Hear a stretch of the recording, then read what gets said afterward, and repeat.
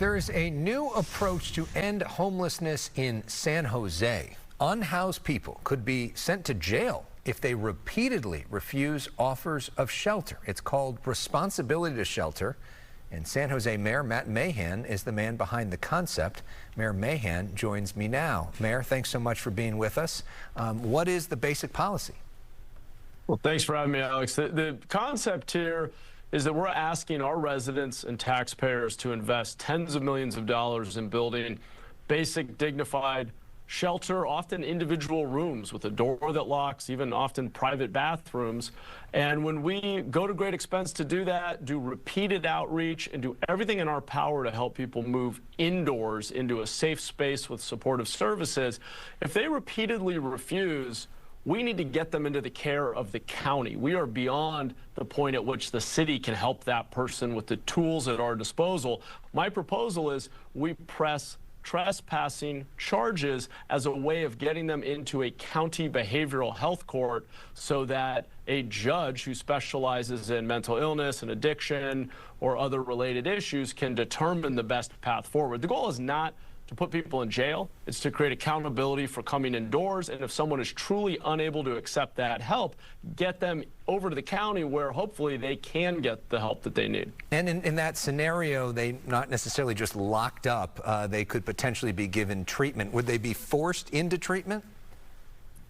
No, we don't do forced treatment. I think there's at least forced medication. I do think that mandating treatment and giving people a choice if they are committing other crimes is acceptable. At some point, the impact on the community is so great that we have to have accountability and create consequences. But what I'm talking about here is not even necessarily people committing serious property or violent crime. I'm trying to address the fact that we just built brand new interim housing with an in-suite bathroom, kitchenettes. I mean, these look like market rate apartments.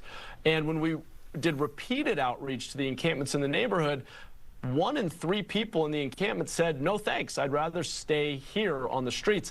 That's not sustainable, it's not acceptable, it isn't fair to the broader community. What I'm looking for is accountability to come indoors, and if people repeatedly refuse, getting them into a behavioral health court where, to your point, they're not sitting in jail, they're actually getting connected with a program and they have a choice to enter treatment. So in terms of incentivizing for this to actually happen, you're also announcing something pretty interesting in terms of the way your city moves forward, which is bonuses for doing a good job in government. What a concept. Can you talk about how that works and if you're getting any pushback on that?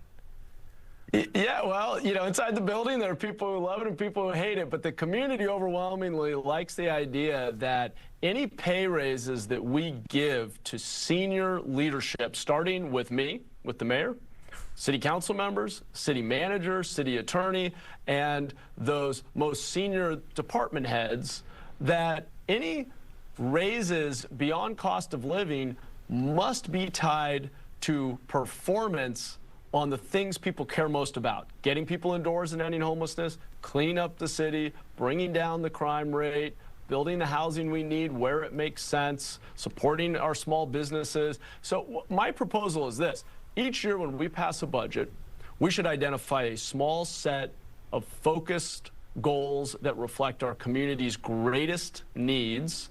We should set a performance target where we want to be at the end of that fiscal year.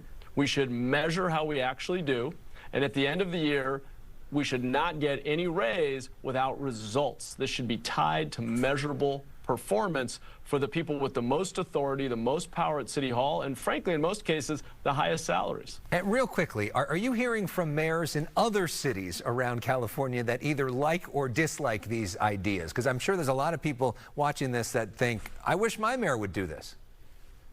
Well, we're getting an overwhelming response from the community. I'm not hearing a whole lot from elected officials about it, but maybe that'll come in time. But I will tell you, from San Jose residents and on social media, folks from all over love the idea that we would be that transparent. That's what I have tried to do. Coming from the private sector, I have a tech background. I came into government 2 years ago. We set up dashboards. We focused in on a few key issues. We've really increased our ability to measure what we're doing, where your tax dollars are going, how much impact they're having. I think the next step is to say our pay raises should be tied to measurable improvement in things like public safety and ending homelessness. Yeah. I just think that's common sense. And such a tech approach from one of the biggest tech cities in the state, San Jose.